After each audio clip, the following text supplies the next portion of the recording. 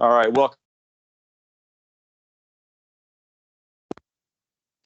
Today we're here to talk about the the continuous CRP sign-up 55 joint memos related to conservation planning and other processes for how we're going to get through this workload now that CRP is back in full mode and full operation. We want to cover some of this information with you. I'm Shannon Zizula. I'm the State Resource Conservationist with NRCS here in Indiana of the state office. Co-presenting with me and monitoring the chat and the mutes and everything else is Stephanie Alexander with the Farm Service Agency. And I'm seeing here, I don't know if our other counterpart, Jason Kishton, if he's still busy with a new one at home or if he was able to join us. So if he's here, I'm sure he'll speak up where we need to and answer questions as needed. So we'll go ahead and get started. Thank you again for your participation. We do want this to be interactive. If you would, please use the features within Teams. Let's make sure you can see that. We do ask if you would please use the chat feature only for asking questions. Please, if you use that for only questions, we can stay on task, make sure we don't miss any important questions. If you have a need to chat with your friends about personal stuff or fun stuff, please do that outside of the meeting, which is just nice courtesy since we have a lot of attendees. Or else please raise your hand by following the instructions there you can see on your screen, and then Stephanie will call on you. Okay, so let's go ahead and get started. And as I mentioned, we are here today to talk about the Sign Up 55 planning. This is kind of becoming a broken record, but we do have 3 joint memos in the process of getting signed by Jerry Rayner, our state conservationist, and Susan Houston with Farm Service Agency. One of those has been issued to you, the Re-Enrollments guidance. There is a similar counterpart related to new offers for continuous CRP, as well as one specific to Clear 30. So we're going to be talking about those documents. You don't have those in hand yet. I apologize for that. Well, I don't apologize. This is what it is. You don't have those in hand, so this is for information purposes only. Once you have those documents, you can read through those in detail and know how to do the Sign Up 55 processes and planning. Now, I'm also going to just state out loud, if you are new to Indiana or new to CRP, this is not the training that is going to teach you how to do everything from beginning to end. All of that information is in written form, will be coming to you hopefully yet today. And so if you have that need, if you are new to CRP or don't understand some things, please ask questions, of course, but also reach out to your support mechanisms, whether that's the NRCS area staff or your counterparts within Farm Service Agency, and get that training that you need. Also reach out to us here at the state office with NRCS or FSA, and we'll make sure that you get those questions answered and understand the process so we can get through this workload. So again, we're going to hit the highlights today. So we're going to be speaking to preaching to the choir here. Those of you who know CRP and have done CRP for years, we're just going to highlight the changes. Those of you who are new, again, we're not going to leave you in the dust, but we'll have to cover you on another mechanism through another support system. Okay. So let's dive right in. What we're going to cover today is Sign Up 55, and let's these signups of CRP. I'm speaking mostly to my NRCS friends out there because sometimes it's a hard concept to gather. Each sign up has a number, right? We are currently in sign up 55, which is all of the continuous CRP. That includes our new offers, our re-enrollment offers, as well as Clear 30. And those are kind of separate sign up 55 processes that we're going to go over in detail. We are currently also in sign up 56, which is our general sign up. That is still going on. That closes soon, or maybe it's already closed. I don't remember the date, doesn't matter. But of course, as you know that process, producers submit their offer to FSA, they get ranked nationally, and then the secretary makes that announcement. Obviously, the secretary has not made that announcement, so we are not planning for sign up 56 just yet. When that announcement is made, you will also receive a set of joint guidance documents, and we'll have another statewide call to go over that. So again, Sign Up 55 is continuous CRP for new offers, re-enroll offers, and Clear 30. Also, just recognize that the continuous CRP does also involve some of our special initiatives, such as CREP, Conservation Reserve Enhancement Program, SAFE, State Acres for Fish and Wildlife Enhancement, highly erodible land initiative, and our wellhead protection CRP opportunities. Okay, so we're going to, all this guidance applies to all of those nuances within the continuous sign up, and we'll see how we can help you out and navigate all the differences here. All right, just going to start out with some general guidance that applies across all three of those options. Again, you will be getting 3 joint memos. Each of them has a lot of similarities, but there are nuances that you have to understand for each one. Again, if you are relatively new to CRP, you'll have a lot of good reading that will step you right through that process. And again, reach out to your support mechanism where that doesn't make sense to you with what you read. But a couple of the commonalities, just first of all, August 6th, that is pretty much the deadline for farmers to submit an offer for continuous CRP and to be considered for sign up 55. Okay. Now, we'll kind of get into some of the detail here and the differences, but that's just kind of the cutoff date that National established. Any offers received after that will be considered potentially for future signups. Okay. Then August 13th is the national deadline. The National calls it for a producer to request a conservation plan from NRCS. Okay, as we know, that's not how it works. Producers submit their offer to FSA. FSA enters that information into their software, and then they kick out a CRP 2C to NRCS to develop a conservation plan or do a suitability and feasibility determination, so on and so forth. But that's how they say it. Producers don't ask us for a conservation plan. FSA says, hey, we need a conservation planning effort done on this offer, right? Just understand that. The other really important deadline for NRCS is September 20, 2021. And again, that's the same deadline for new offers, re-enrollment offers, and clear 30s. And that's when we have to have all of the conservation planning documents back to FSA. And again, just as a reminder, that includes our conservation plan or 1155, our CPA 52, our environmental evaluation, our plan map, our job sheets or implementation requirements, our operation and management worksheet, the whole gamut, and engineering designs as well. From the DNR Division of Forestry side, that would include the tree planting plan. So all that documentation has to be back to FSA by September 20th. And then, of course, as with all USDA programs, September 30th is a drop dead deadline for FSA to have their part done for final contract obligation and approval. Okay, as we know, the season is late.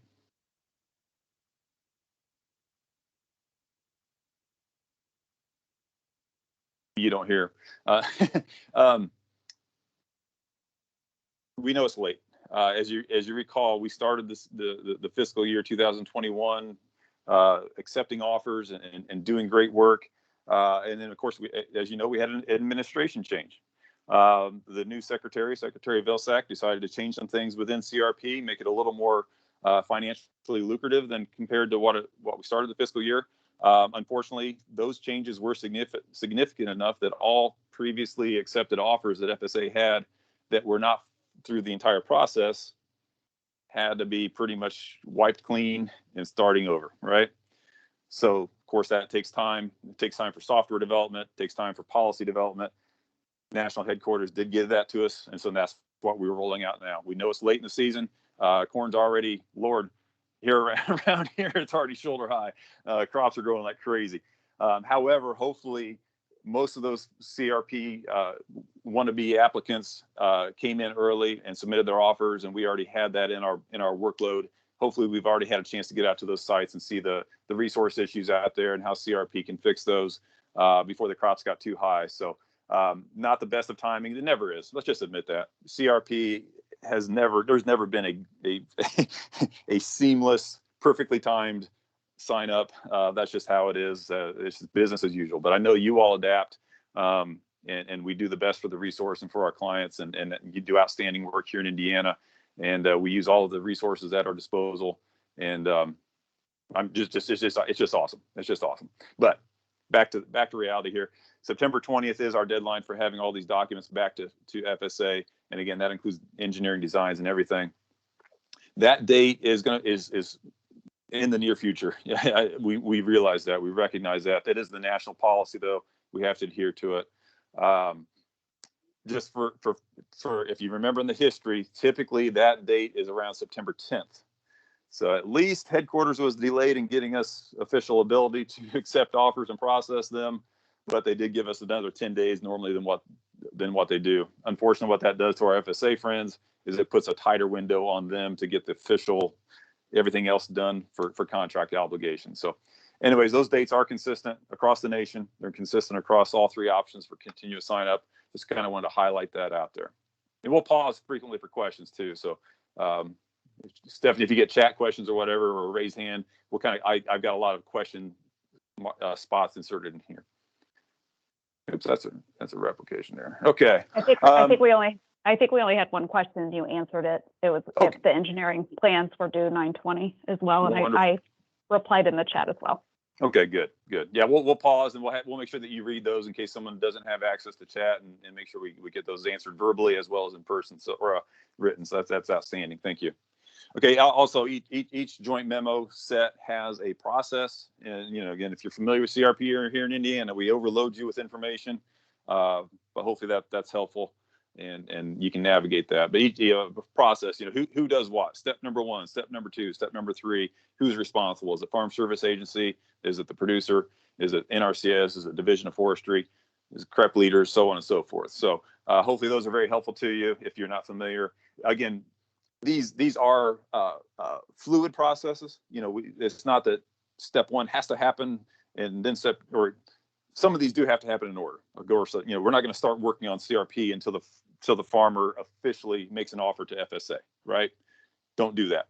Wait on the farmer to submit that offer, then wait on that paperwork from FSA, because there may be eligibility issues that we don't need to spend time on if it's not going to be for the purpose. So anyway, some of these are in order, others are fluid. You all work that out locally and make it happen. That's the big thing. And we understand that and greatly appreciate you working together to make these things as efficient as possible. Each set of documents also has what we call the technical requirements. Now, this is a change in name only. In the previous years and previous signups, we used to call this the FOTG criteria and something or other. It just made more sense to call this technical requirements. But in each of these documents, for each of these sign up 55 opportunities, we have the CRP practice that is eligible for that part, as well as the tech guide code that you would schedule in Conservation Desktop. If you remember, this is not new, but the narratives within Conservation Desktop have been nationalized. We can't change those. You can't change those, but they do have some CRP specific ones. We'll go through those here in a little more detail in each one.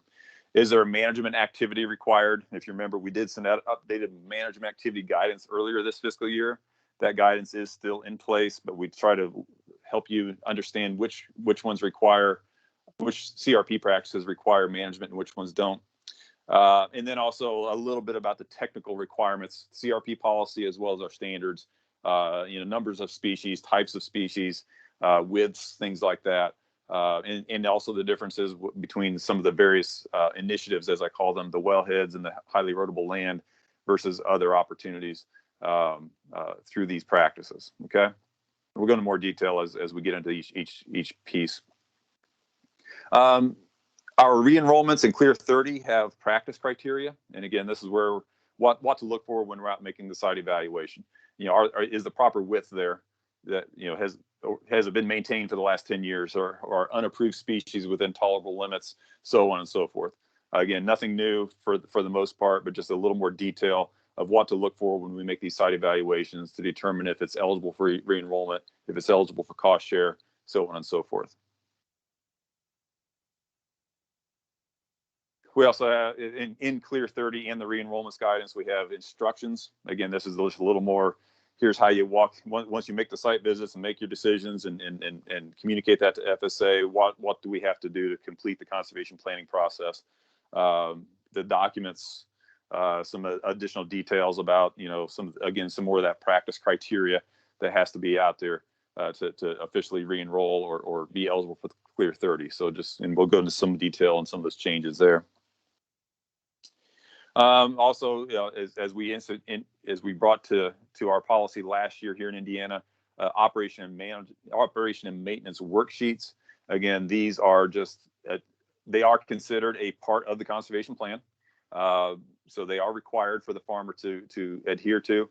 But they do provide a lot more guidance and a lot more detail on maintenance. And again, this is probably our biggest issue we've seen in CRP related to re-enrollments and status reviews, is that farmers aren't maintaining their cover. and that it has always been a requirement. But we took a look in the mirror and said, well, we kind of had some nebulous statements in our previous job sheets and conservation plans. We pretty much spelled it out clearly and concisely now, so that when these offers come up for re-enrollment and we have problems, that's on the farmer. And we have told them in detail how they need to maintain their ground. These are kind of a landowner's self help sheet, if you will. There is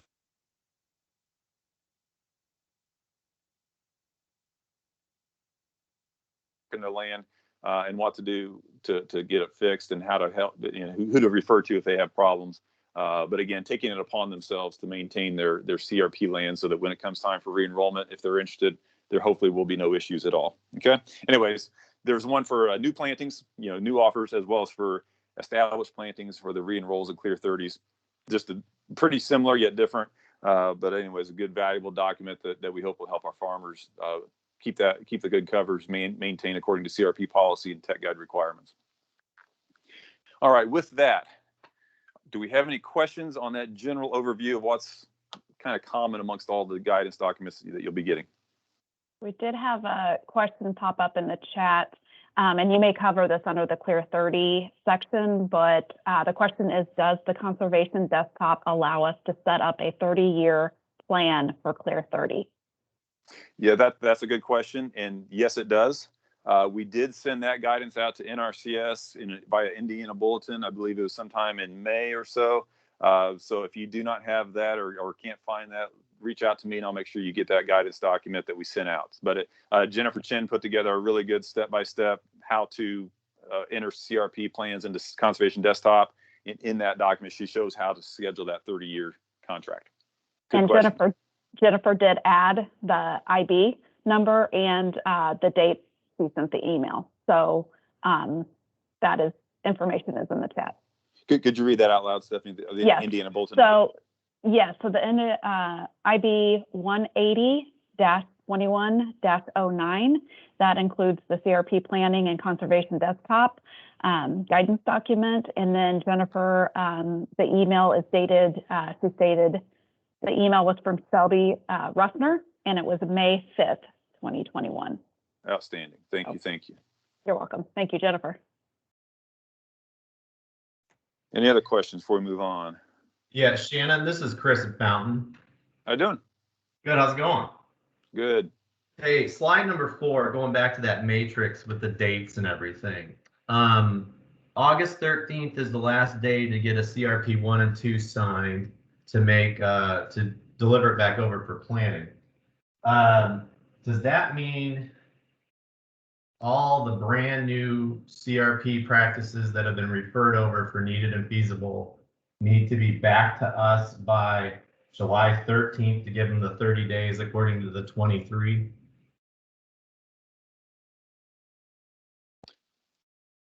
I'll ask Stephanie to answer that question. So you're clarifying the needed and feasible just for the new offers, not the re-enrolls, need to be back by that August 13th. Is that what you're saying? So we can get it back over to NRCS for final planning? Is that what you're asking? Well, the CRP 23 says once they come back with the needed and feasible, don't we send the 23 to the producer and it gives them 30 days to come in and sign? I would have to pull that out and look at it, and I can clarify that. Okay, because my question would be is of the 40 maybe brand new offers that are sitting that are, you know, waiting for needed and feasible, does this have to be back by the 13th? Then is, I guess, my question. Yeah, and I would, just looking at this timeline, would say yes, that actually needs to be done if we have to have the final offer submitted over to NRCS. So let me pull that and see what you're looking at, just to make sure I'm not misleading anyone, and we can clarify that. I guess again, my 2 cents might be worth something, but I hope that we can be flexible in that, only because if a farmer has until August 6th to sign up, obviously we likely won't have a suitability and feasibility back to you by the 13th to submit for plan in the system. I think this is just the national agreement to say, hey, we need to cut off the farmer offers on August 6th, but then hopefully within a week's time, you can get that over to NRCS so that we can complete the rest of the process, because we would only have a month to do all the rest of the work, right? If there's a suitability and feasibility need right there, we can do that while we start the conservation planning process. And again, I think that hopefully we can be flexible in that, but these are the national dates, and hopefully we won't kick a farmer out because of, we didn't have something done by July 13th to have 30 days before the August 13th deadline. I don't think that's the intent of headquarters. So I don't either. I would agree with that. And that's why I kind of want to pull that out and take a look at that, maybe run that up to make sure, because that's, yeah, I would agree, Shannon. Thank you both. Good. Any other questions before we move on?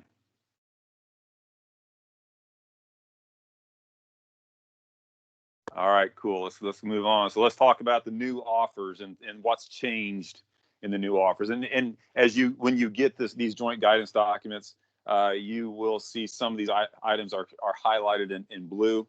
Those are the changes. Okay, but some people love colors, some people don't. If you don't love it, hey, hang on long enough, we'll take the colors away in the future guidance. But just trying to highlight that if you're familiar with all this, and we're sending a lot of paper your way. If you can focus on the changes, that'll help you navigate the new.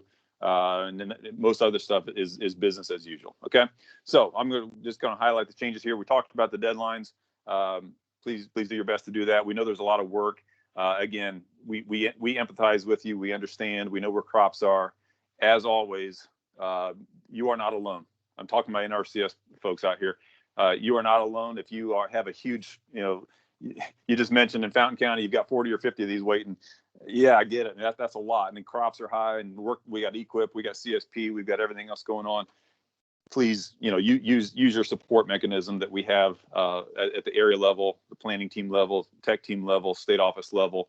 I'm offering publicly my staff's help if we need people to run around and look at CRP practices and make decisions and do some of those initial suitability and feasibility determinations. Reach out to me. We'll get people out there to help you with that work that we understand. And that's a great thing to be heavy workload with CRP. That means there's a lot of interest out there, and farmers are interested in treating those resource issues, and we can help them out the best we can. Okay. All right. So let's talk about some of the changes here. The cost share and plan. And again, we sent the cost list out to NRCS employees through that Indiana Bulletin 180-21-09 that Jennifer mentioned. That went out with that. The only change from last year is that we did up the payment for filter strip native plantings. Okay, so that's the only change to the CRP plan from last year, or cost share plan from last year. So that's pretty simple. We did make some changes within that technical requirements. Some of the things related to the standards and that. I'm not going to highlight those. You can read them. They're self-explanatory. There's no need to really cover those unless you have questions. I'm happy to answer them.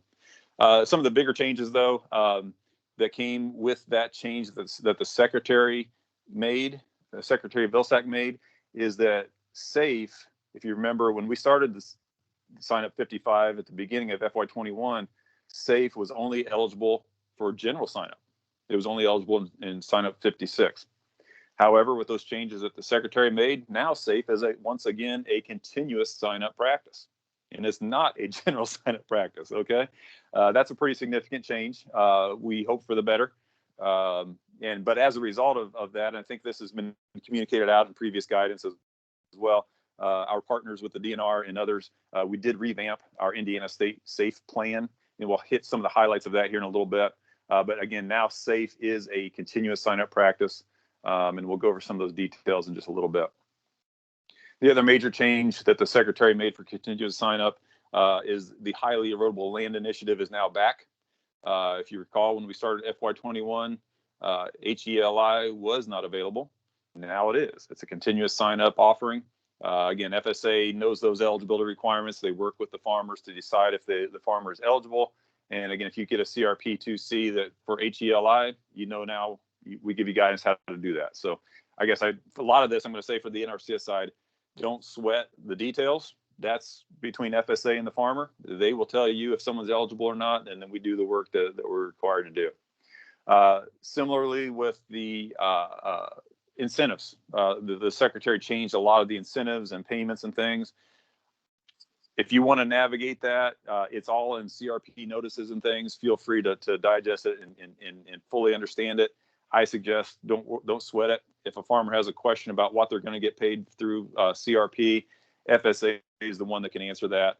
And again, instead of misleading a farmer, refer them to your local FSA counterparts to get that exact answer on their offer specifically. Again, when we start speculating money and things are different, or even eligibility, that's when we get farmers crosswise, and that never leads to good times. So again, if you want to know them, I'll give those to you, but we don't provide those to you in detail because you have a lot to worry about.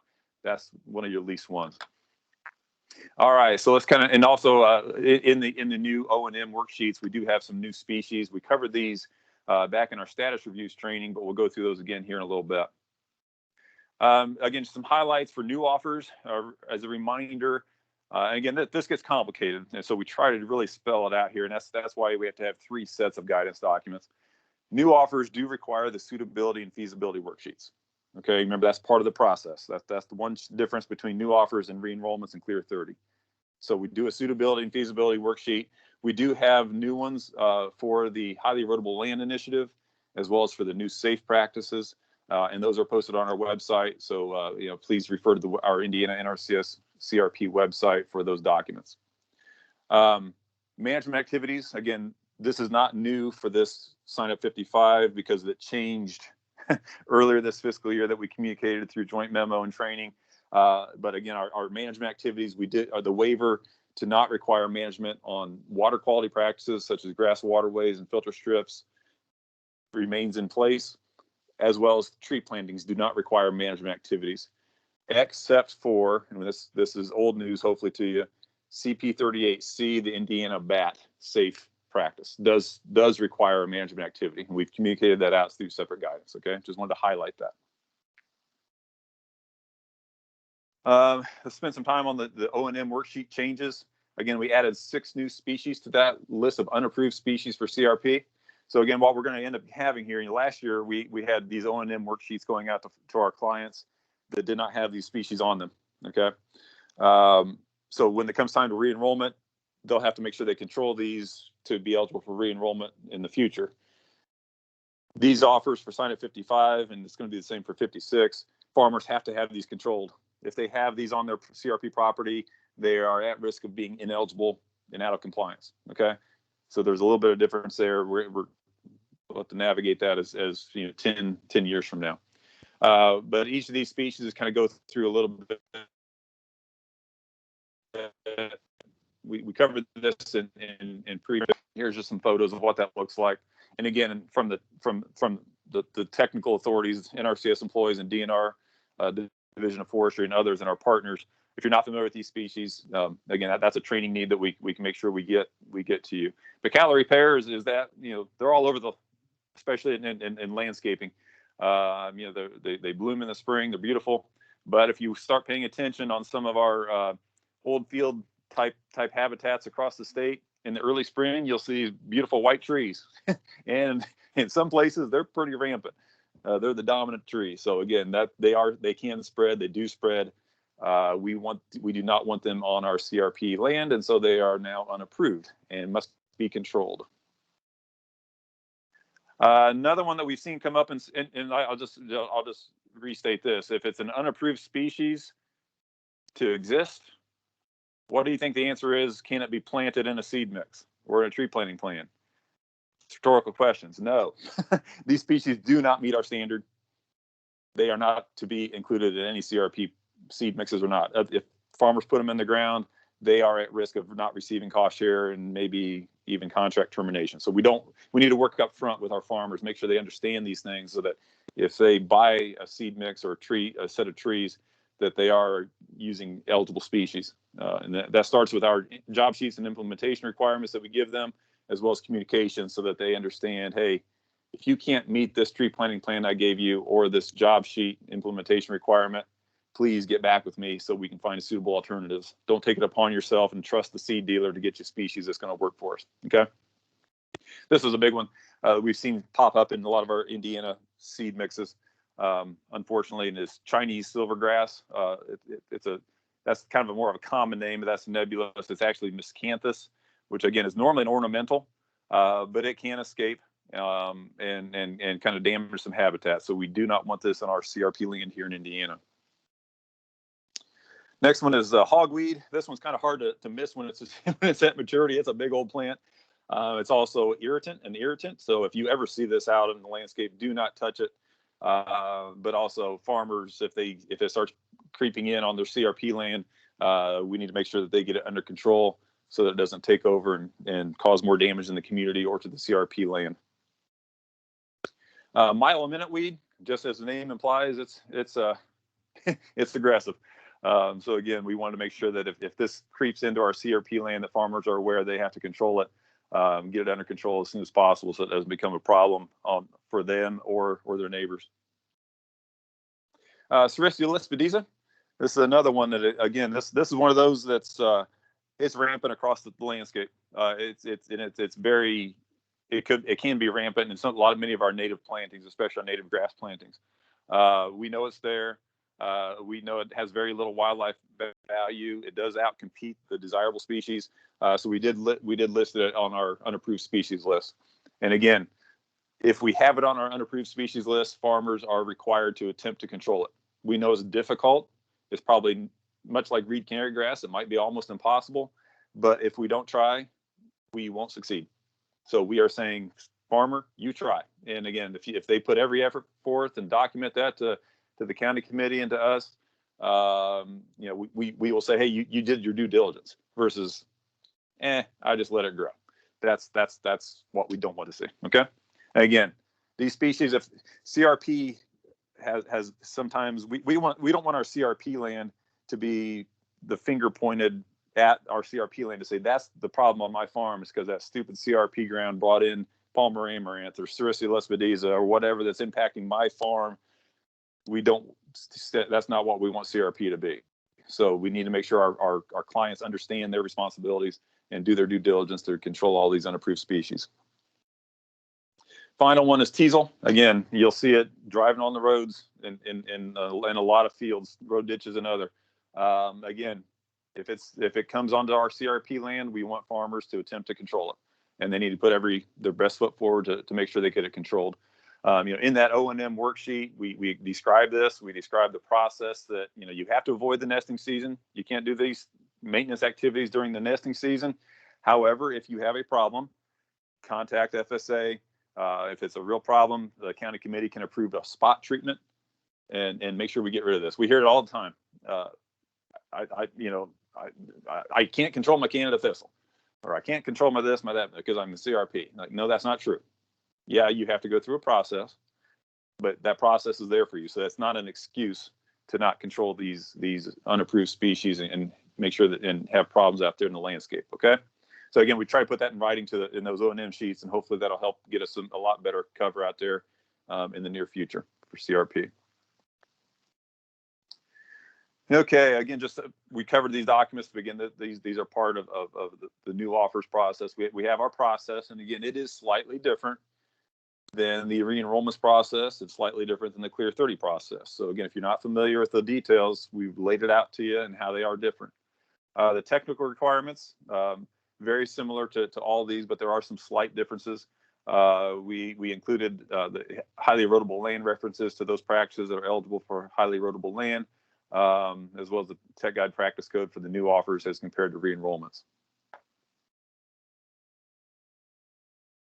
Within the technical requirements, we did spell out the new SAFE practices. So we'll spend a little bit of time on this. Again, now we only have CP38C, CP3A. This is Indiana BAT. If you recall, we used to have a CP38C, CP31. We now only have a CP3A option. And again, we kind of give some of the technical requirements there. Those really did not change from the past, except for, so again, so this is continuous sign-up practice, only on 3A, not on 31. Now, can a 3A go in a bottomland floodplain? Yes, it can. We would just adapt the trees that would be planted there. But again, we also have CP31 available. There's really no difference in incentives, but we can make our CP, our floodplain tree plantings more conducive to Indiana bat than what a general CP 31 might require. So it's up to the farmer, whichever practice they feel is best, and when they first submit that offer with FSA. Moving on into our herbaceous safe plantings, we now have just CP38E. CP38B is no longer available in Indiana. They're all under CP38E, but we're confident, our partners are confident that we can still address the priority habitat needs using these practices. So we have a CP38E, CP2, a CP4D, and then also as a new one, CP12. So again, you can see the technical requirements there. We have the job sheets on our website if you need more, if you want to educate yourself more on the nuances here.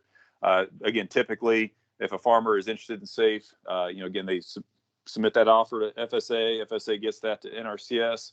And then typically NRCS employees, we will work with our partners at Pheasants Forever, with our farm bill biologists, or with our DNR division of Fish and Wildlife to provide the technical planning for these practices. But again, use your partnership to your fullest extent possible to get you the help you need, or else follow the guidance, and we'll make sure we get the plantings and things meeting the standards and specs that our Indiana Safe requires. Okay. So with that, are there any questions on new offers? There was a message in the chat. Going back to the safe, it says the bigger problem with safe wasn't whether it was general or continuous. It's the great narrowing of counties, what counties are eligible for which safe practices. Can we get that fixed by next year?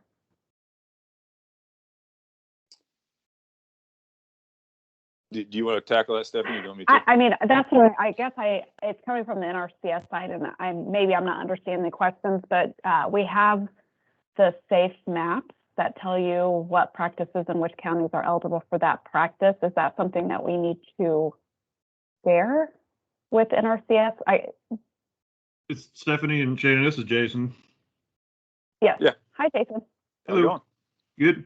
On that question, yeah, it was, and I don't know if Josh Griffin is on the call as well, but it was a very tough decision what we had to make to narrow those counties down, but we had to because they changed the wording in safe on the coverage area and the number of total cropland acres in a county. They cut that down to what we could have overall in the state. And the national office was really honest about having duplicate counties with duplicate priority areas. So there was a lot of factors that went into that decision of why we had to remove counties.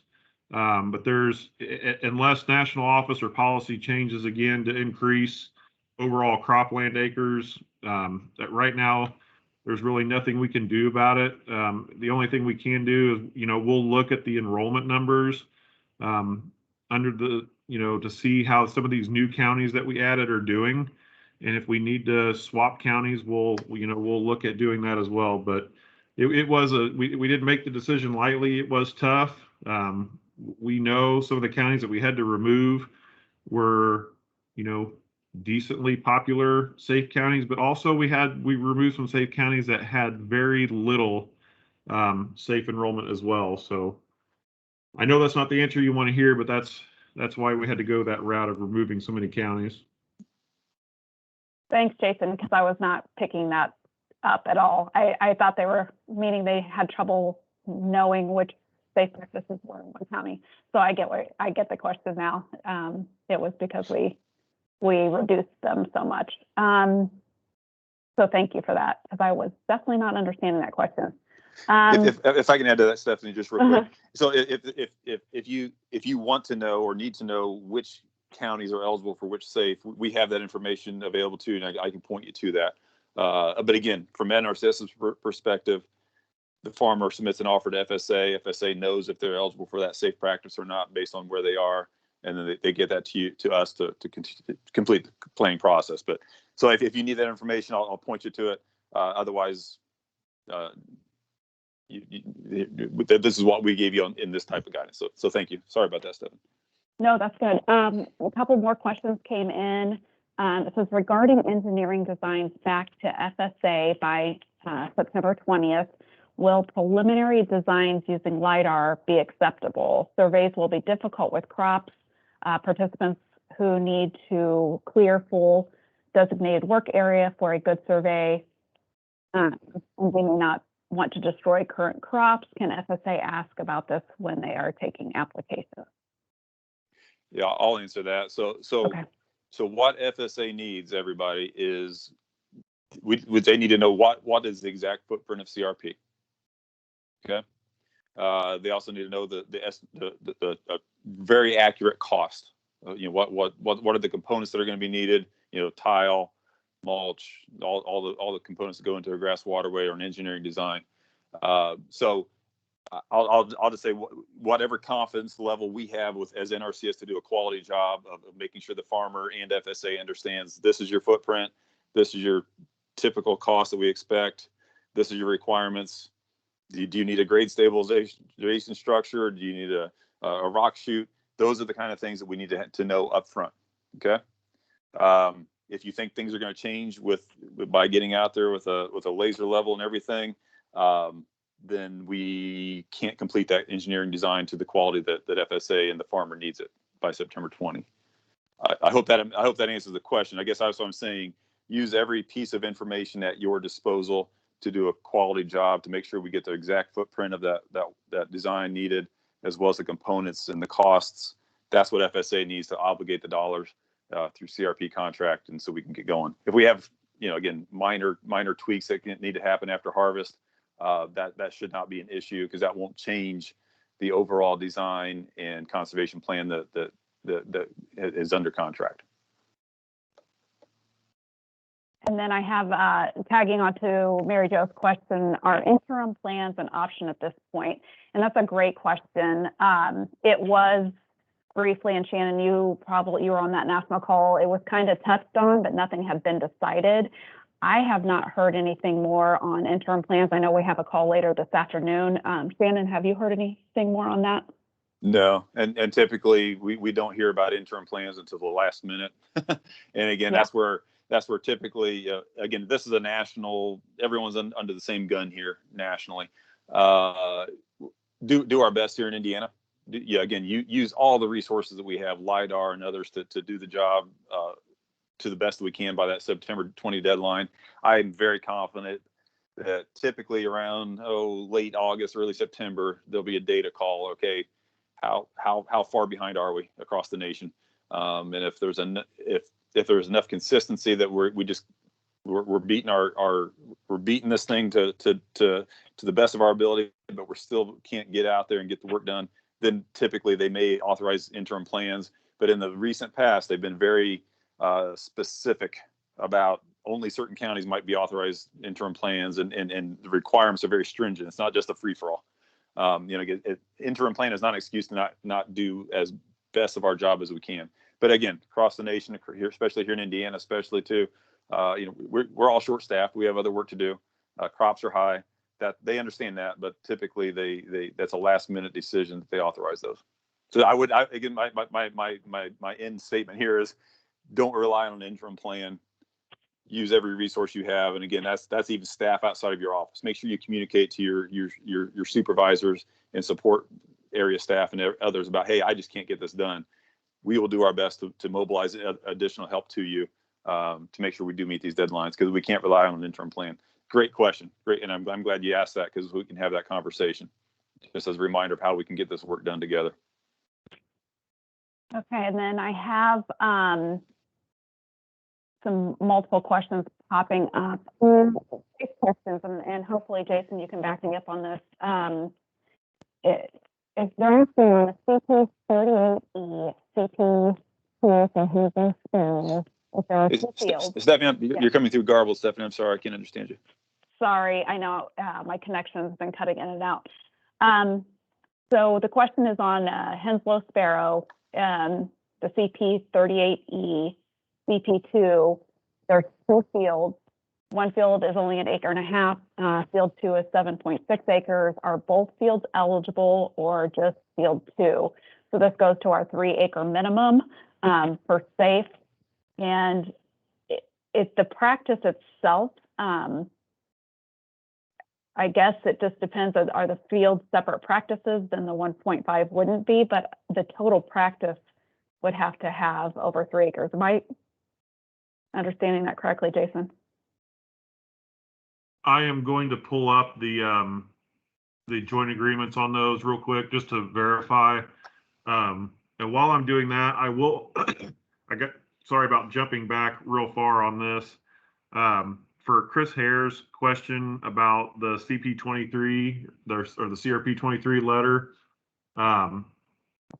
I know, Chris, what you're saying about the letter being says 30 days on there, and with these just absolute, just crazy deadlines that we've gotten with, with the delay on with all these CRP changes that the national office has instituted, and then we just have everybody just has crazy deadlines to get this stuff back. FSA, NRCS, the producer, it's going to be a challenge.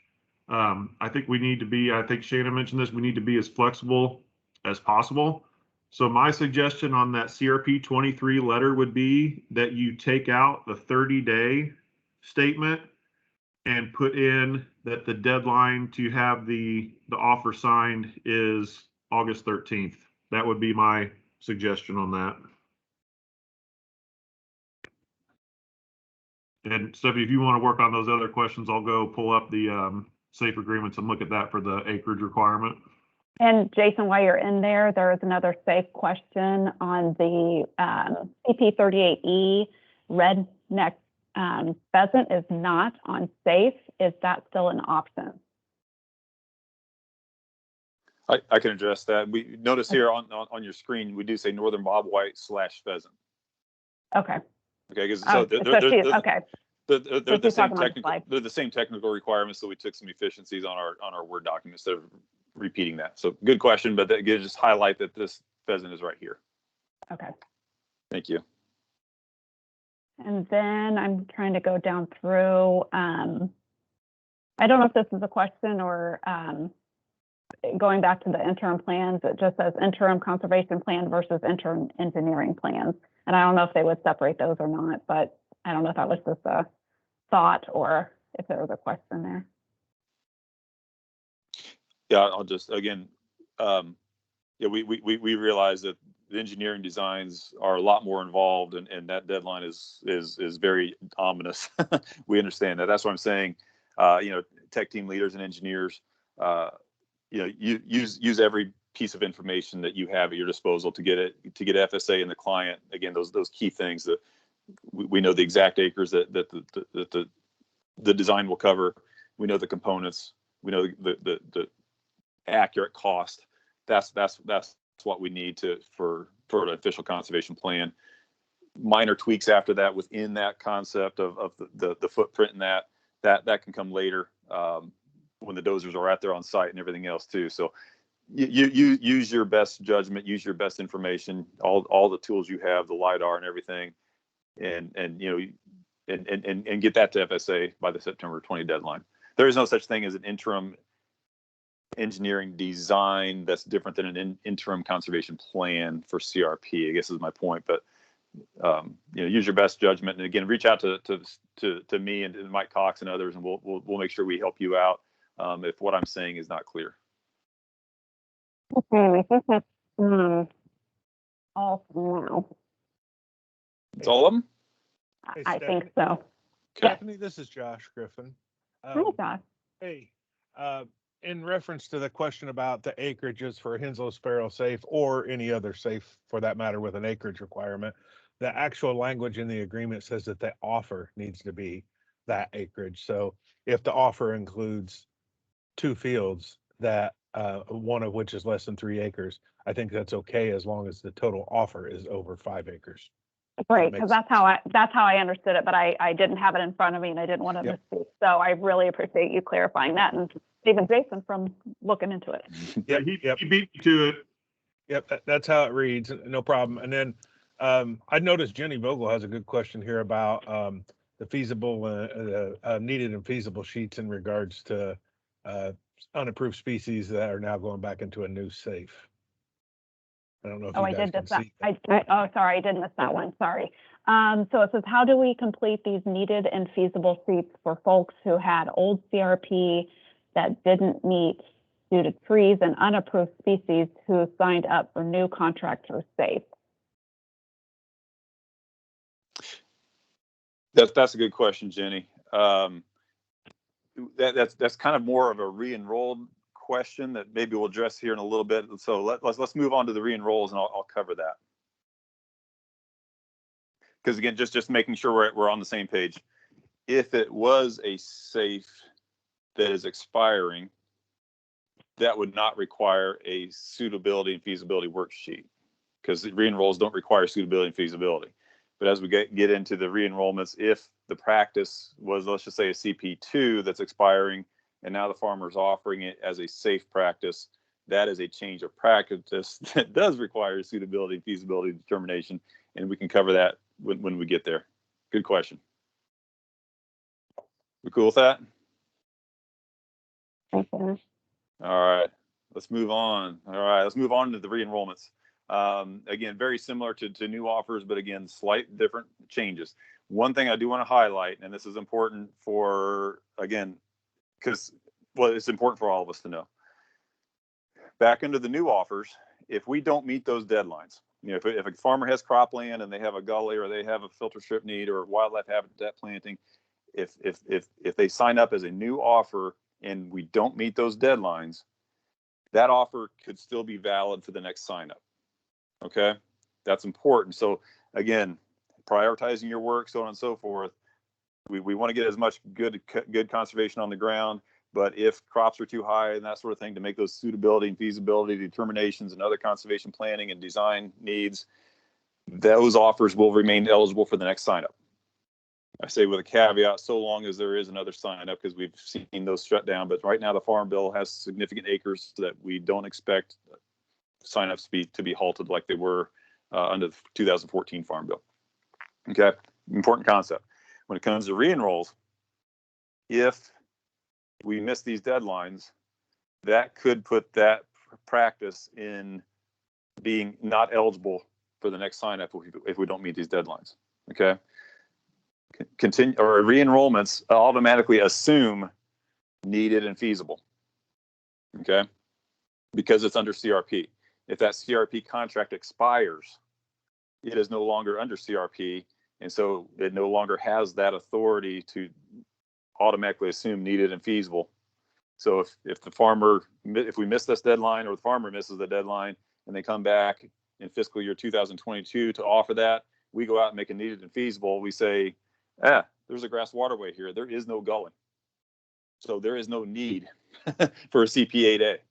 Okay, does that make sense? So these deadlines are a little more strict when it comes to re-enrollments and Clear 30. I just want to make sure that's clear. So again, prioritizing your workload, that might be something to think through. And again, talking with the farmer, saying, hey, I just can't get to this. Let's hold your new offer off so I can get these re-enrollments done. But communicate across agencies, communicate with farmers, communicate with everyone up the chain, area and state office, and make sure that we give it our best shot. But sometimes it's more important for certain offers than others. Okay. All right, we covered this other change here that I have circled on the right under status reviews changes. But again, a positive thing about our additional workload on status reviews is we do have the authority. If we did a status review in 2020 and we found no issues with that practice that is now being offered for re-enrollment, we can forego the site visit to evaluate that, because we can rely on the documentation we had through the status review process, right? We already have it. We don't need to make another site visit. That's 6 months later. That if we put this caveat on there, if the local we call it the local FSA and NRCS or FSA and DNR Division of Forestry leadership agrees. So that would mean the district conservationists and the CED and FSA CRP people, as well as the CED and FSA CRP technicians with the DNR Division of Forestry if it's a forestry practice. If those individuals agree locally that practice is good, then we can forego the site visit. Okay. Now, A lot of our status reviews are completed with our partners, with the Division of Forest, Fish and Wildlife, Pheasants Forever, Soil and Water Districts, etc. If you are not familiar with what was actually out there on the land as the local USDA or DNR Division of Forestry leadership, reach out to those individuals and get their opinion as well. Again, if we think you need to look at it, go look at it. You know, again, we're taking these contracts under contract for another 10 to 15 years, maybe 30 in the case of Clear 30. But we're giving that latitude to you all to make that decision to maximize your workload and be as efficient as possible. We don't want you running around the countryside to look at things that's already been looked at that don't need looked at again. Okay. All right. So I lost my screen. Hold on a second. Slight pause at the presenter side here. Hold on. There we go. Okay. So all the other new changes to re-enrollments are pretty much the same as we went through with the new offers. So highly erodible land is available. Safe is the same thing. So on and so forth. So that's the big change for re-enrollments. Moving on, just as a reminder, suitability and feasibility worksheets are not part of the re-enrollment process. You know, instead, we rely on the Indiana Re-Enrollments job sheet to communicate the condition of the practice, document the condition of the practice, and communicate that to FSA to determine eligibility and or cost share availability. But as Jenny mentioned, if we are switching if the producer is offering an existing CRP practice as a new CRP practice during the re-enrollment process, or if they're changing the extent, the acreage that they want to offer, now we do have to do a suitability and feasibility worksheet. Okay. So to answer Jenny's question, how do you take a expiring CP2 and analyze that for safe if there's invasive species? Okay. So let's kind of let's digest that. Let's say CP2 is in great shape. It has certain species of grass, some wildflowers that meet the minimum CP2. Suitability and feasibility for a safe, we would have to analyze, okay, is there a need? Does the CP2, is there a habitat need to convert to safe? If the answer is yes, then that meets the need, and of course the suitability feasibility. Now what might need to happen is that CP2 may not have the required diversity. Okay, or it might not, if it doesn't have the required diversity, we could say, okay, yes, it's needed and it is feasible, but our conservation plan is going to say, okay, you've got to do some killing of the grass, and you have to do some interseeding of additional forbs or additional grass species, or you know, if the technical specs require short statured grasses or tall grasses, we may need to almost kill it out and replant. Okay, again, that's site by site, but that's what our conservation plan would have to have that level of detail, that this existing condition to meet safe requirements is require this amount of work, this amount of cost, so on and so forth. Okay. Now let's say that CP2 has some unapproved species or trees or something to that effect. It's the same concept. So long as that CP2 is eligible, that it's in compliance, our suitability and feasibility could say, yeah, we have a need. We have a need to improve the habitat. And again, our conservation plan would say, okay, now you got to treat these invasives. You got to cut out these trees and replant or do whatever might be needed to meet the new practices requirements. And that's all in that the instructions guidance. We kind of put some of that in there about what to do with some of those practices.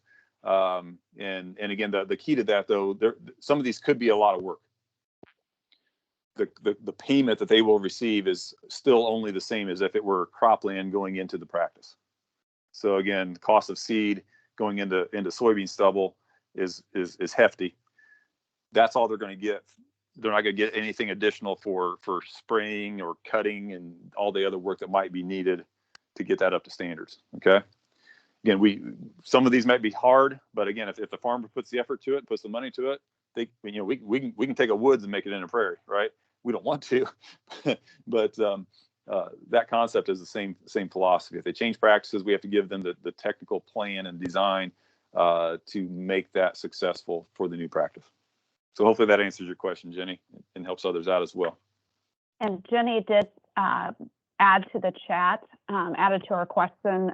She said, just to be clear, I have a CRP safe that expired in 2018, and the status review stated the presence of trees and unapproved species. Producers did not correct the issues.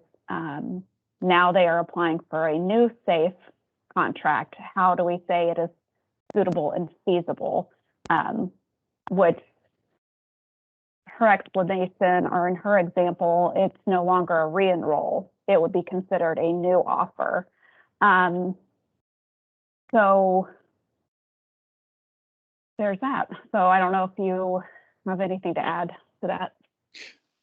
Well, again, I think there's two things though. There's a technical and then there's a policy. So technically, we could give that producer a plan that says, hey, you got to cut these trees down, you got to spray them, or you got to rip them out, and then you got to spray this grass, these weeds, these whatever, and then replant.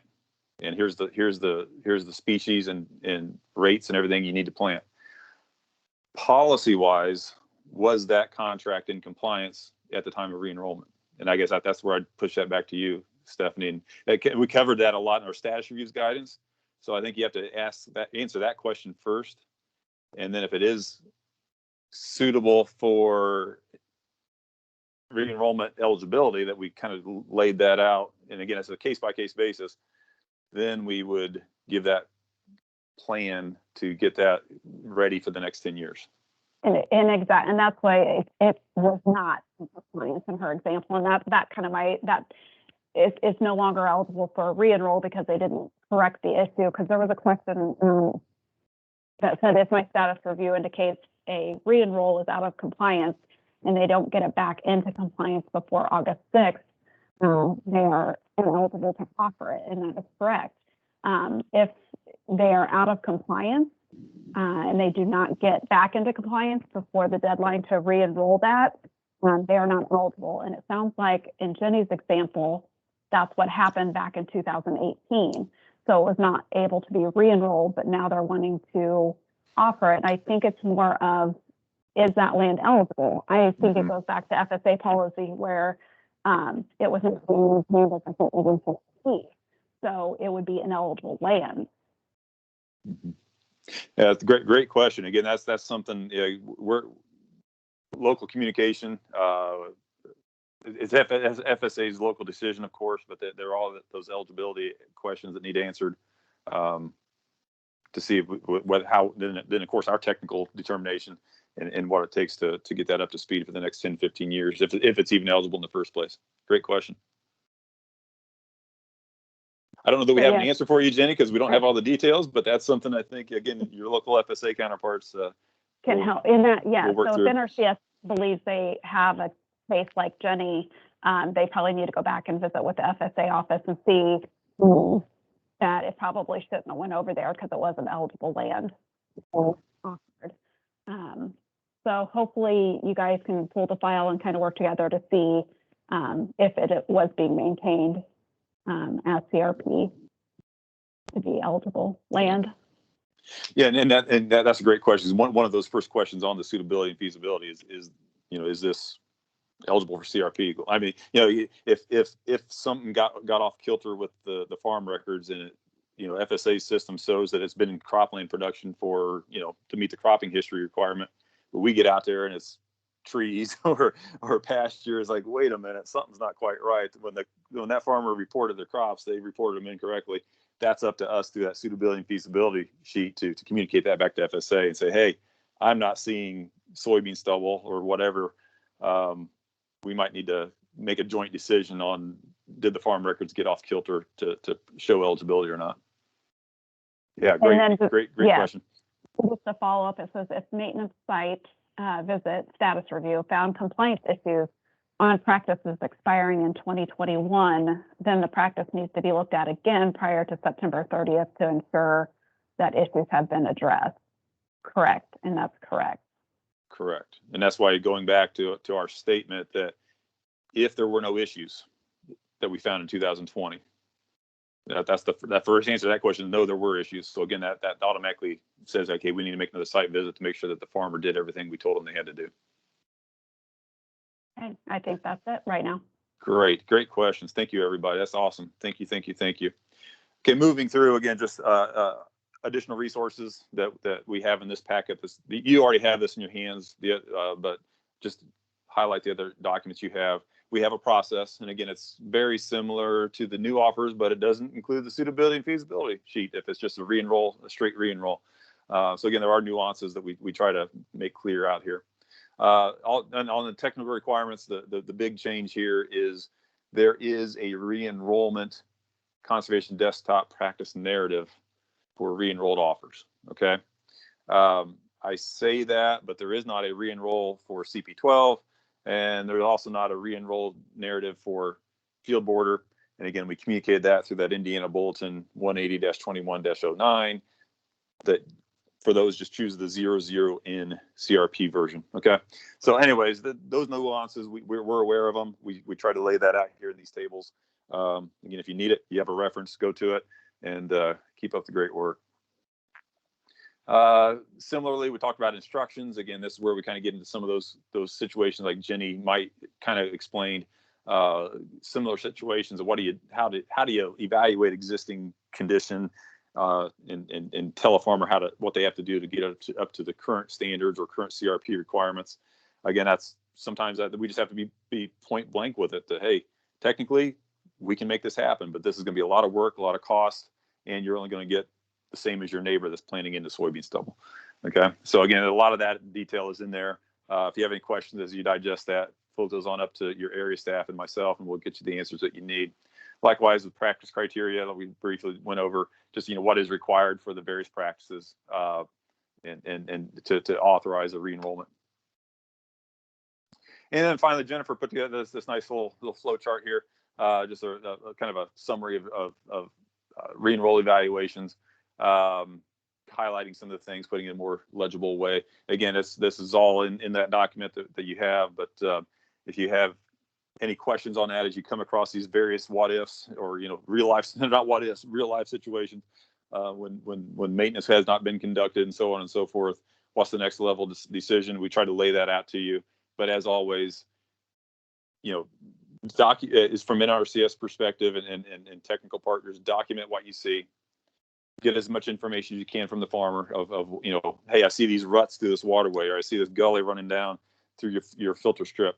Tell me about that. So yeah, well, that happened when I cross that. When I cross every year, it's always too wet, but he makes them ruts. Like, okay, that's good information. No, thank you. And we'll take that back to FSA and have a conversation to decide, hey, yeah, that farmer's been negligent. That's not a lack of maintenance rather than something out of their control. So again, those are the conversations that we need to have and document and work out those tough decisions jointly with FSA, as far as whether they're eligible for cost share, so on and so forth. Okay. All right. So any questions on, didn't change that title. Any questions on re-enrollments? I don't see any more questions, but there was a question on Clear 30. Yeah, we'll get to that in a second. Exactly. That's, I didn't know if you wanted to, I think you're going to probably cover it. Yeah, I'll just tag it and see, make sure, okay. If they saw the question, if they would, it's kind of gotten lost, sorry, in all the questions. So if Shannon doesn't address your Clear 30 maintenance and cost share questions in the next slides, please pop into the chat and let me know. Okay, good. All right, so let's move on to Clear 30. Now, this is one that I'm just going to have to admit is pretty much new. We had Clear 30 last year, and some of you have Clear 30 practices and contracts, and you've done some planning on the Clear 30s. But I'll be honest, you did that without any guidance from the state office, so great job. Because we never sent Clear 30 guidance out last year. May have answered a few questions, but we didn't do it officially like we are this year. So I'll go through this in a little more detail because it is new, and make sure everyone's aware of this. Again, just like with everything else, well, I'll go through this. Okay, Clear 30 is available in all Indiana counties. Actually, it's available across the nation. That was one of the big changes they made, that the Secretary made in June. So Clear 30 is available across the nation, which makes it available in all Indiana counties. Only the CRP practices that are listed in that tech requirements table are eligible for Clear 30. Okay, and I'll show you what those are. But all of the following have to apply. First, well, I should have put these in different order. First, the practice, Clear 30 is only eligible for practices that are scheduled to expire September 30th of 2021. So these are what we typically had as a re-enrolled offer, right? Now, that date right there is for sign up 55. We can't guarantee it, but it's speculated that Clear 30 will be available next year. And so again, if they stay with the same policy, Clear 30 and FY22 will only be eligible for practices expiring September 30th, 2022. Okay, don't sweat that, but that's what it is this year. So again, FSA is making these decisions with the farmer. You will know it when you get the CRP 2C 30. I'll show that in a little bit, and then you'll know what to do with that.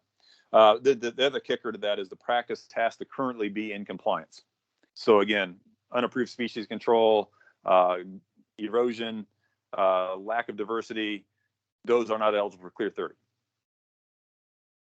Pausing there for effect. So, the status review showed that work needed to be done. If that work did not get done, then it is not eligible for Clear 30. Even if it may be eligible for re-enrollment through our guidance, but it may not be eligible for a continuous sign up or just a general continuous re-enrollment, but maybe not for Clear 30 if it's not in full compliance. Okay. All right. Here's the practices that are available for Clear 30. And I didn't spell it out here, but Clear 30 stands for, and I'll see if I can get this right, clean lakes, estuaries, and rivers. And the 30 means it is a 30-year contract, okay? So it is a water quality centric initiative. I think that's the right word. It used to be a pilot. I don't know if it doesn't matter. It is only available for water quality centric practices. And you can see them right there. CP8A grass waterways, CP15A contour buffer strips, CP21 filter strips, CP22 riparian forest buffers, 23 and 23A wetland restorations, 29 and 30 are the pasture land habitat buffers, and CP31, the floodplain tree planting. You can see that there's only pretty much 2 of these that are under the authority of the Division of Forestry. The rest of these fall to NRCS, but that's what they are. Now, I will also say in the national news releases and national guidance that the CP21 B and S, as well as the CP22 B and S, bioreactor, saturated buffer, are also eligible. However, across the nation, we don't have any of those practices that are expiring September 30th, 2021. So if Clear 30 continues and we get some of our 21 Bs or Ss or 22 Bs and Ss, if Clear 30 is still available, those will then become eligible for Clear 30 if they stick with that same thing. Okay, hopefully that makes sense. So again, FSA will be making these decisions with the farmers, and then they'll get you the proper documentation to process these as needed. Okay, what's the value of Clear 30? Well, number one, like I said, it is a 30-year contract. So again, that's 30 years of guaranteed payment. That's a pretty nice thing. There are also some additional incentives available than just a typical re-enrollment. And again, if you want to know what those are, I will point you to where you can digest those. Otherwise, let FSA handle that with the farmer to see if that meets their objectives, and Clear 30 is for them, and you'll know when they get you that documentation. However, cost share is not authorized for Clear 30. As you're aware, cost share is authorized in certain circumstances for re-enrollments. It is not eligible for Clear 30. That's where we have to be reminded that everything has to be in compliance. There should be no need for cost share to get that practice up to current standards and or CRP requirements, okay? However, Clear 30 does authorize maintenance activities payments. This is not cost share, this is maintenance activities, okay? And I'll show you what those are. And that includes things like practice reestablishment and establishment. However, we should not have a need to establish or reestablish a Clear 30 offer at the time of the offer. However, in the future, over the course of 30 years, if we have to reestablish or establish, we can pay on that. So I want to make sure that's clear. We shouldn't see any of the need for establishment or reestablishment while we're evaluating these for Clear 30. The big one here is 4B, needed operation and maintenance activities. The difference of Clear 30 versus other CRP is, all of CRP contracts require maintenance to be conducted. Again, controlling erosion, fixing erosion, making sure diversity is maintained, keeping unapproved species at bay. so on and so forth. That is a requirement. Clear 30 is different because it authorizes payments for the farmers to do those activities. All of the other CRP contract acres are required to be maintained pretty much at the expense of the farmer, right? Clear 30 authorizes payment to the farmer for that. There's two options. One, the CRP participant can do it themselves, which again, or they can use a USDA authorized third party. Okay. Now here in Indiana, we don't have any USDA authorized third parties.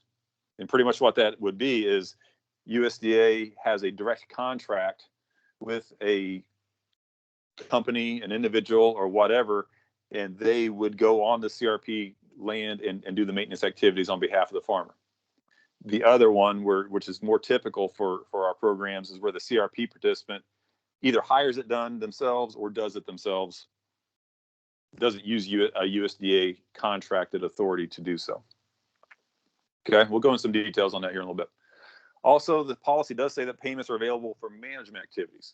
And again, as you recall, management activities on other CRP is not cost shareable now. However, if you go back to the list of practices that we have, there are very few that require management activities. Wetlands is probably going to be our biggest one that we might have some significant acres on here in Indiana. Again, most of our maintenance activities could be considered management as well. But if we have a need for that, we'll handle that on a case-by-case basis. So don't sweat that right now until it becomes reality. So we'll keep moving on, okay? Okay. Other big things, okay, we have a process. I'll show you the big change in the process from Clear 30 versus re-enrollments. But again, in Indiana, we will use our Indiana re-enrollments job sheet to document the condition of the practices to verify eligibility for Clear 30 to FSA, okay? So again, we don't have a specific Clear 30 job sheet. We're just going to use our re-enrollments because it's the same thing, okay? Moving on. And here's the question that came up earlier about this. All Clear 30 CRP plans will be generated in Conservation Desktop, and they will be scheduled for the 30 years. And we gave you that reference to where the directions are for that, Indiana Bulletin 180-21-9. Here's how we're going to do that here in Indiana. Remember, these are 30-year contracts. We also can authorize maintenance activities throughout the life of that 30-year contract. We're looking at them in year 1 of 30, right? And everything's supposed to be hunky-dory. Everything's supposed to be perfect. So how are we going to plan these in CD so that we're not constantly getting in and out of CD and modifying plans, so on and so forth? Here this year, at least, we are going to schedule the primary practice in Conservation Desktop. So for example, if we have a CP21, we would schedule either 327 or 393, or my example here, if it's Grass Waterway CP8A Clear 30 offer, we would schedule 412. And the narrative is going to be the re-enrollment, and that's all we're going to have in our CRP 30 1155. It'll schedule after 30 years to show it's under contract for 30 years. Okay. How we're going to handle the maintenance activities is we are instituting a plan addendum. If you remember our forest management incentives training, we did the same thing. Instead of launching CD and getting into CD and changing things and adding things in Conservation Desktop, we're just going to have a paper copy of a plan addendum that we can walk through and identify the maintenance activities that are needed. That becomes part of the official CRP plan, officially modifies it, authorizes cost share with FSA, and we're good to go. So we're trying to stay out of CD for the next 30 years for these, unless we have another need outside of scheduling maintenance activities. All right. So let's go see what that looks like. And I'll just be honest with you, Indiana is kind of unique in this way. Other states are requiring everything to be entered in CD. Right now we are not. I hope we can maintain that. Okay. Okay. The plan addendums that are part of the package have the various maintenance activities that the FSA state committee approved and the payments for those. So we'll kind of go into I'll zoom in here and show you some of the details. So again, we got things like spot bush hogging. Hey, if a waterway needs mowed outside the nesting period, we can now pay the farmer to do that. If we have, general species that need controlled, they're not unapproved, but they're just, ragweed or something like that. That just is a maintenance activity for our waterway or a filter strip. we can pay farmers to take care of that, whether that's chemical, mowing, what have you. Also, if woody species start to come in, that's a maintenance need. We can pay the farmers to get rid of that. Unapproved species, the same thing. So again, if we got a beautiful filter strip in 2021, in 2025, if reed canary grass starts to come in, we can pay the farmer to keep that at bay. So that's a great thing. It's a great benefit to the farmer for these Clear 30 offers. Other practices that or maintenance activities that we authorize: prescribed burning. Also, the replanting, we talked about that. Again, we shouldn't have a need to replant this year, but if a storm comes through and damages or something to that effect, or just the species just start to peter out, we can pay to replant. Okay. Grading and shaping. Again, if a gully starts to form, we can now pay the farmer to fix that gully, grade it, shape it, reseed it. That could be where we get the replanting. Again, we shouldn't see this need right now, but again, we can't predict what storm is going to come along and blow out our perfectly great waterway. But if that happens, we'll get her fixed. Likewise, a tile repair. If tile gets plugged up or damaged, again, damaged because of no fault to the farmer. Again, if the farmer is negligent and crushes it with their tractor, that we'd have to talk about that. But if it's just normal tile disrepair, we can repair that. And then here's a unique one. The last one there, haying for nutrient removal. Okay, so I'm going to spend a little time on this. Think about the purpose of our filter strips, especially. What's the purpose of that? All right, so to capture nutrient-laden and sediment-laden runoff and filter it through vegetation and roots and keep that nutrient in the filter strip rather than getting in the stream, right? That's the purpose. Well, what happens over time is those soils, much like if we continue to apply manure or put phosphorus on our soils, we get high soil test phosphorus. When that happens, those filter strips may become a source of phosphorus directly into the stream. Likewise, when that vegetation dies in the winter and breaks down, it has nutrient in it, phosphorus and nitrogen. It has a chance to the next runoff event that goes through it to take that nutrient and put it right in the stream. Okay, so there's a lot of science that supports this, but of course, as we know, CRP has strict haying and grazing limitations to remove that vegetation away from that environmentally sensitive area, right? So here in Indiana, we're authorizing haying for nutrient removal. So if we have a filter strip that might have captured a lot of phosphorus and it's just sitting there ready to go into the stream, we want to get that vegetation removed, take it away from the stream, and it can be used for hay if that's an objective of the farmer, or else at least removed away from the stream.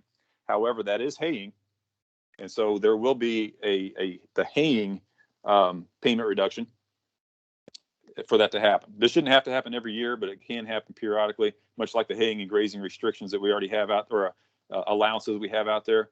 They will have a payment reduction, but we can also pay them for their time and labor of actually removing that hay. So it's kind of we're paying you here, but you're getting charged over here. So hopefully it's a no net loss that we can get farmers maybe interested in this and keep our water quality improved for the next 30 years. Okay. One more item on this topic. These payments that we came up with here are based off of our Environmental Quality Incentives Program payments.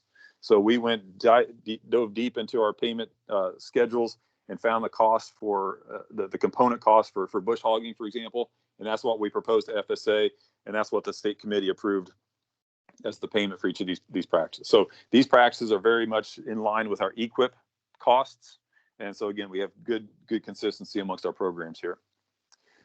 Now, what I showed you is the client plan addendum, where the client is taking charge of the maintenance, okay? Hiring it done or doing it themselves. We have a similar plan addendum that I'm not going to show you that is the USDA contractor version. Okay, the USDA contractor version pays 100% of the cost. The client one pays 75% of these typical costs. So this is the payment the farmer will get that you're seeing here, but it's based on 75% of the true cost of that getting done compared to EQIP. If the client, if we do get USDA approved contracts in place for a contractor type effort, and a farmer chooses to go that route, the farmer will receive 100% of the payment that we've agreed to. Or excuse me, the contractor will, because that'll be a direct contract from pretty much from FSA directly to the contractor. Don't worry about that right now because we don't have that option. But if we do have farmers needing these, this is what we'll use right now. The back page of that is a place to add comments, get signatures, so on and so forth. Again, this modifies the plan and makes it official. Okay, moving on. Number 8 there, I don't know why I put that number 8, but this is important. There are additional incentives and payments and things available to farmers through Clear 30. Again, you can read it, you can understand it. It's not that difficult, but at the same time, I do recommend you just refer farmers to FSA to get an estimate of how much they can get through participating in Clear 30, because they will have all that information much more precise and exact than what we can speculate. Okay. We also have the O&M worksheet for established plantings. Again, that's going to be a 30-year document that they'll have to maintain on that. Here's the deal. We mentioned that we have the authority to add maintenance activity payments to our CRP plans. Right now, national policy is that the technical authority will do a status review on these every 3 years. Okay, so that's another additional workload in addition to our existing status review work. But that's how this is designed to work, that we will be out at a minimum every 3 years on these sites doing a status review. If we see a need for maintenance, we'll pull up the current plan addendum that's in place at the time in the future, and the payments will probably change. So these will be changed every year. We'll modify the plan, and that'll authorize payment to the producer to conduct the maintenance activity. Okay, so again, it's additional workload, but that's where that oversight is going to come into play to make sure that we are maintaining these for the next 30 years. It's not just all on the farmer. We will be right there with them, helping make those decisions and getting the payments to make sure it happens. Okay. Yeah, more to come on that. Okay, this is brand new. We'll get that to you. Management activities are, again, they are required if it's a required practice. Grazing and haying is available through the normal allowances through CRP. Just like on the Re-Enrolls, suitability and feasibility determinations are not needed. And much like on our Re-Enrolls, if we have a clean status review from 2020, then we do not need to make a site visit if we agree locally that that's not needed. Okay, let's pause there for questions.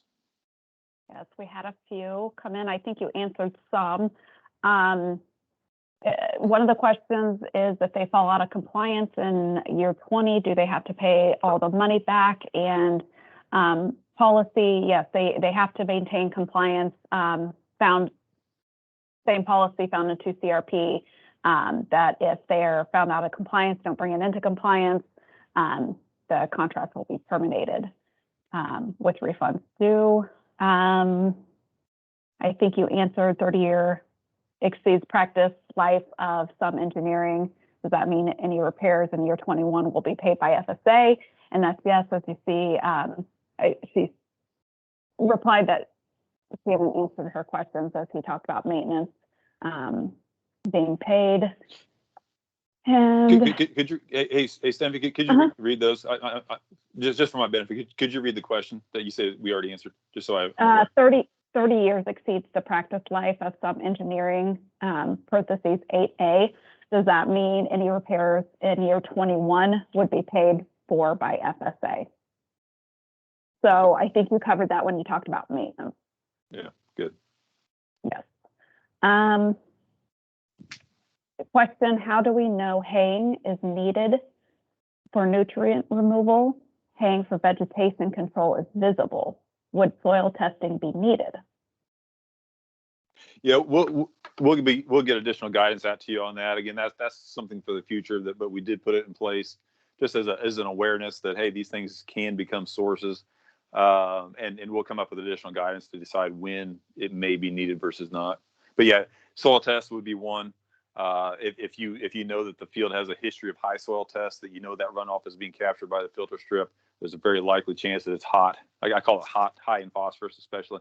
And we can work with you on that. We don't anticipate that being used right off the bat here, but we did want to put it out there as a concept to get us thinking technically and talking with our farmers about that, and we'll come up with guidance on how to best identify those sites. Good question. Next question, is there a limit on how many maintenance activities needed? can be paid during the length of a contract. I don't see a limit. I'm guessing as long as its maintenance is needed and approved. I don't remember seeing any kind of limit in the notice.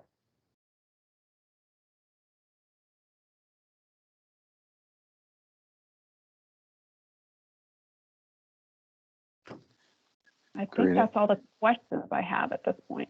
All right, all right. So let's talk about that just a little bit here. So now we're in 2021. If we evaluate a clear 30, it's kind of anticipated, at least my thought process here, is we are pretty much doing a re-enrollment evaluation and a re-enrollment planning process, right? We, aside from potential mowing of a grass waterway to keep the vegetation vigorous and the maintenance typical of a grass waterway, mowing it in the fall, there's probably going to be very few maintenance needs that we're going to identify this year. We'll probably catch most of these 3 years from now when we get back out on these acres. So anyways, things will change. Guidance will change. Things just like the haying, how do we know? These are some of the conversations that will, or some of the guidance we'll be putting out to you and having conversations with farmers about to make sure that we get the right maintenance activities for the future. Again, we don't anticipate a whole lot of maintenance being scheduled right now this year. I can guarantee that plan addendum will change. Just like you mentioned, we don't really have a grass waterway reestablishment. Again, yeah, 10 years from now, that's probably when we'll have to start thinking about that.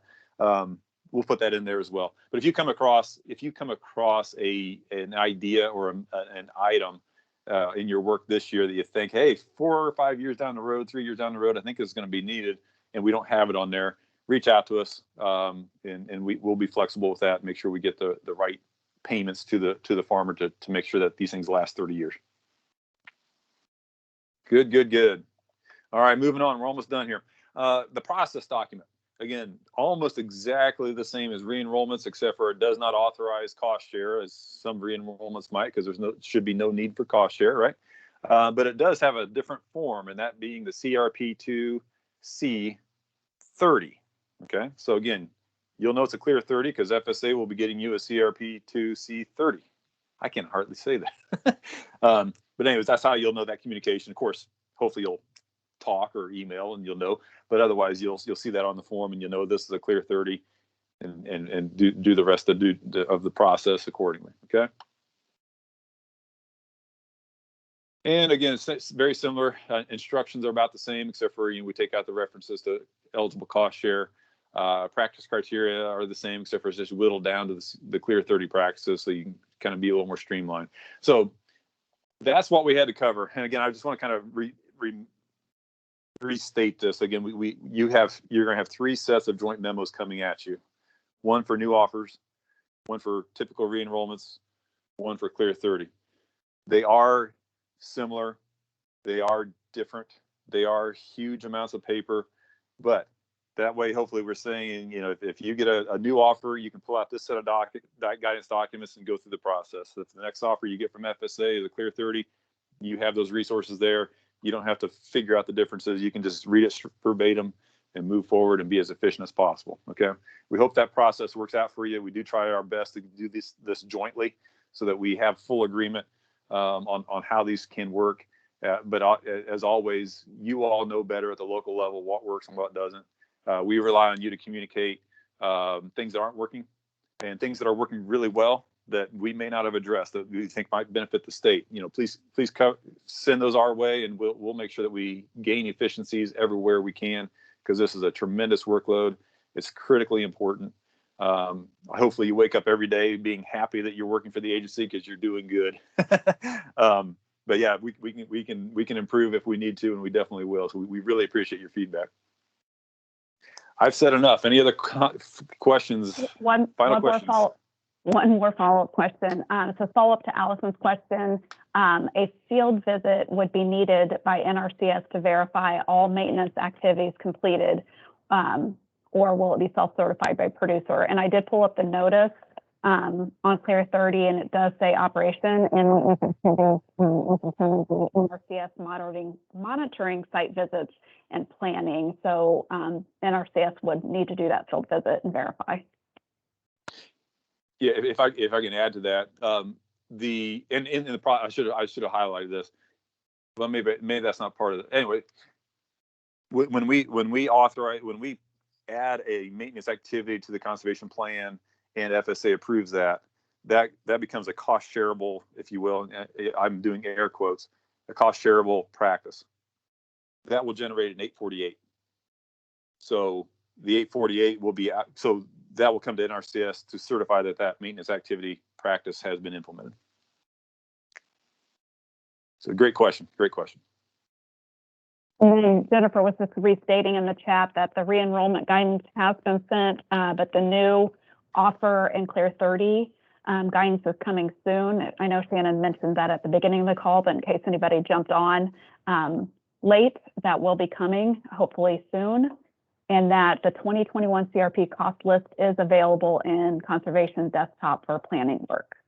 So Jennifer did want to clarify that in the chat. But other than that, I don't see any other questions. All right, so let's pause here just for a second, see if we have any last minute questions. You can either raise your hand or unmute or put it in the chat.